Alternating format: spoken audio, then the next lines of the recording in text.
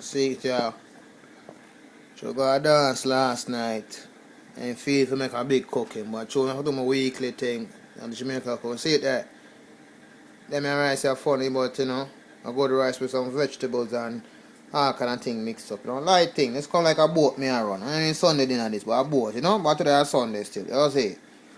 And for the little kids them and the family, you know. And this car, you know.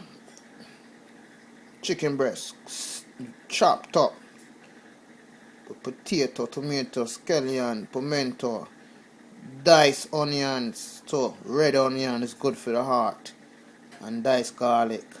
Rather put together a quick pot. You don't know on a Sunday. Let's go Giants, Brooklyn, we say. You don't know what's Jamaica cooking this. You don't know what things say. I want to respect all Jamaicans who are cook and I keep the thing up same way. See? I'll see it there.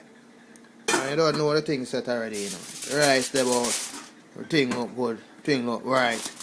You see me I say, showing all the place look clean.